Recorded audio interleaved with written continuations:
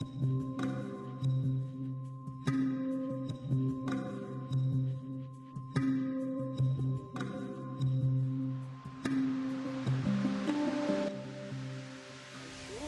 скажу такую вещь.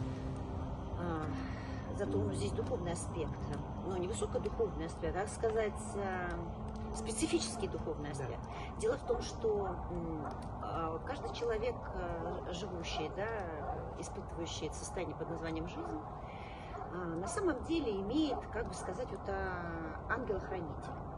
Ну, так называют в христианстве. Да? В буддизме, например, называют Бог-защитник, там можно называть как угодно. То есть, если ты думаешь, что ты один, то ты заблуждаешься. Ты никогда не бываешь один, потому что наш астрал, он переполнен тоже очень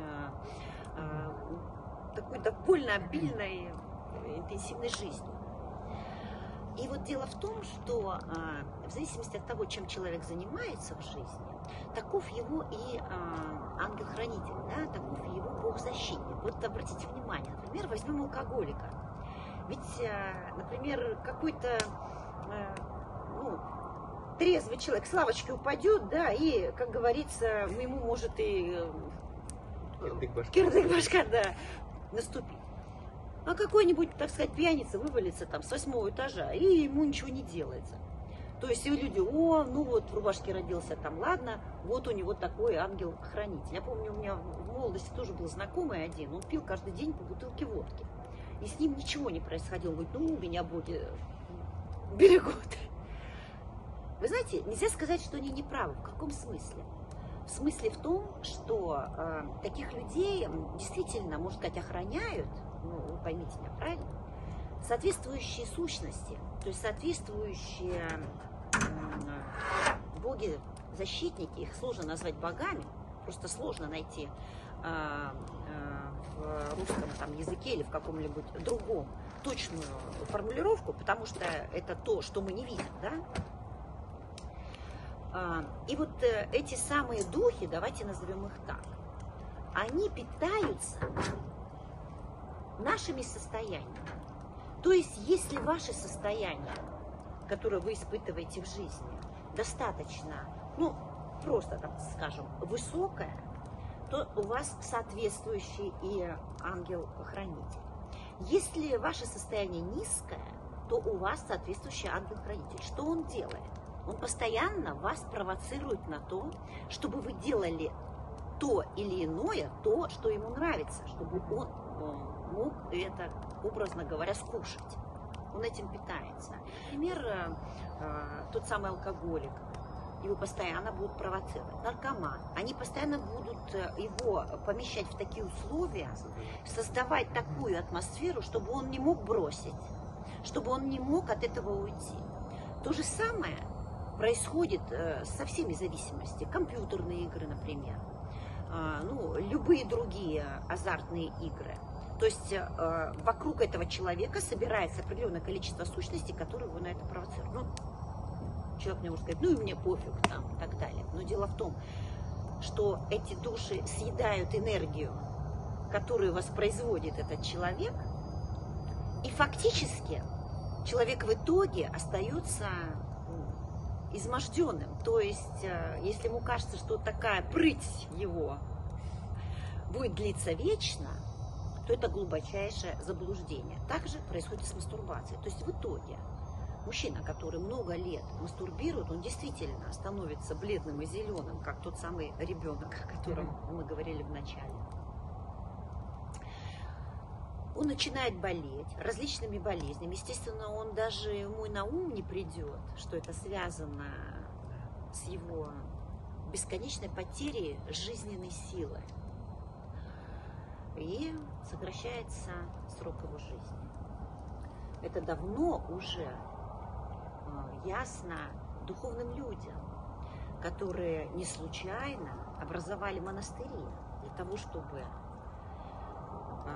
душа могла духовно развиться и религиозно вырасти. Человек должен сохранять сексуальную энергию. Для этого создаются монастыри. Но мы сейчас не говорим о каких-то высоких духовных вещах. Мы говорим о том, чтобы остаться человеком просто. Да, хотя бы. Понимаете? Да. Потому что все тенденции этого мира настроены на то, чтобы человек постоянно терял эту энергию, положительно к этому относился и в итоге болел, но постоянно на это тратился. Понимаете? Сначала он тратится на секс-стимуляторы, а затем он тратится на свое здоровье. Это же как удобно этим индустриям, да? То есть они подсаживают на это человечество и на этом зарабатывают. То есть то, о чем мы сегодня говорим, абсолютно известно этим людям. Понимаете, в чем дело? Но в силу того, что деньги самое главное, это, как говорится, девиз современной жизни, то здесь нет никаких моральных принципов. Ну, что я здесь могу сказать по поводу моральных принципов? Как говорится, незнание законов не освобождает от ответственности. Да? Нам всем это очень хорошо известно. От того, что мы не знаем, допустим, уголовный кодекс и что-то там совершаем, вряд ли нас за это помилуют. Так и эти люди, которые на потребу, так сказать, своей коммерческой алчности вытворяют такое в мире, рано или поздно, конечно, придут к ответу. Ну, возможно, мы с вами этого не увидим, но если мы будем с вами в это верить, то я думаю, что нам придаст немножко силы для того, чтобы мы противостояли подобной, так сказать, экспансии, засилию информации, которая губит человека, губит в человеке все человеческое, делает его животным, что мы сейчас и наблюдаем очень даже открыто и свободно во всей этой ЛГБТ-пропаганде и так далее. Кстати, по поводу ЛГБТ-пропаганды, мы сейчас не об этом, но одной из причин, почему возникло это движение, помимо коммерции, помимо разных тайных планов каких-то очень умных людей, это одно из следствий этому, да, это именно слабость мужчин, это именно понижение мужской силы. Да, я бы вот как раз таки подытожил бы все, что мы сейчас сказали, и сублимировал это как раз таки в образ анонирующего человека, который мы хотим сейчас создать, чтобы ясно люди понимали, которые смотрят, во что можно превратиться, ведя такой образ жизни. И у нас вот вырисовалось, получается, 3 как минимум вещи. Первое, это, естественно, падение здоровья, невероятное. То есть если даже люди, человек очень здоровый, да, он в конечном думает, итоге конечно, обязательно это потеряет. Это невероятно скажется на его здоровье. Причем мы даже не говорим про сексуальное здоровье. Мы говорим вообще про здоровье. Это будет влиять на все здоровье. Второе, конечно, это душа. Ну, то есть то, что мы сказали, это духовная деградация. Так как эта энергия, так как она теряется, будет происходить внутренняя духовная деградация. Потому что за энергией идет сознание. Да. И оно будет падать. Оно будет падать, будет превращаться. То есть в человеке перестает быть что-то человеческое. Да. Он становится более жестоким, более равнодушным, агрессивным. Да, ну, то есть все человеческие качества, которые свойственны людям, да, природно, они будут ухудшаться и уходить в небытие. Да. Третье, мы назвали вот сейчас и открыли эту тему, это как раз таки то, что мужчины перестали быть мужчинами. То есть, если мы возьмем физиологический уровень, то у мужчин невероятно упал тестостерон. По статистике в современном мире, если брать там исследования 30 лет назад, 40 назад, это какие-то невероятные десятки процентов. То есть там 30%, 40%, я не буду точно щеголять четкими цифрами. Это можно легко загуглить и посмотреть. Есть реальная статистика, что невероятный процент падения тестостерона у мужчин. есть невероятные смешные картинки, как даже выглядело, что говорить, там в 90-х годах есть очень смешная картинка, значит, как выглядели мужчины в 90-е годы и как мужчины в 23-м году. И, значит, там в 90-х годах стоит такой мужчина, значит, в кожаной куртке, в очках черных, такой длинные волосы у него черные, у него борода, такой весь мускулистый. И, значит, в 23-м году такой вот стручок в очочках на радужном самокате с другими мальчиками на гей-парад едет. Это современный мужчина сейчас. То есть это реальная причина вот этого невероятного сейчас засилия ЛГБТ-сообщества. Это, ну, можно сказать, реально, не знаю, как раковые опухоли, можно сказать, реально мира. Я бы так даже сказал. Вот не постесняюсь, честно скажу. Я очень открытый человек, у меня есть друзья нетрадиционной ориентации. Проблема в пропаганде. Мы не осуждаем, никто не говорит про сексуальные какие-то реальные там человеческие отклонения. Опять же, да, мы не положительно к этому относимся, что тоже мы говорим, ну в этом и проблема, вот в этой пропаганде, что это положительное отношение к этому, что говорят, это нормально, а это ненормально. Да, человек может быть прекрасный, талантливый, успешный, но то, что сейчас в пропаганде все это почему-то связывают к тому, что именно он только такой прекрасный, только из-за того, что он гей или лесбиянка, это вот, конечно, и есть та самая идиотская пропаганда. Это на самом деле очень здорово и правильно ответил на этот вопрос чиновник из Катара, да, который отвечал за футбольный чемпионат мира. Когда его спросили, почему у вас запрещена там всякая эта гей-история, да, говорит, это запрещено в исламе. Почему? Он ответил, потому что это повреждает ум.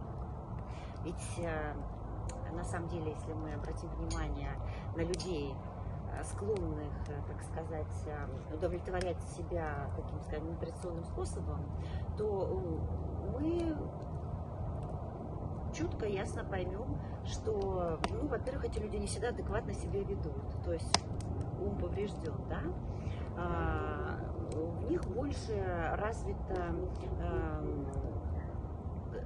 эмоциональная несдержанность, да, какая-то истеричность. В итоге с такими людьми сложно иметь дело зачастую. Да, мы можем говорить о том, что есть и какие-то успешные руководители, и какие-то очень успешные там еще лидеры такого рода. Но, уверяю вас, что рано или поздно эти люди будут обязательно совершать серьезные ошибки, потому что здесь, опять же, происходит взаимосвязь духовности с этими со всеми вещами.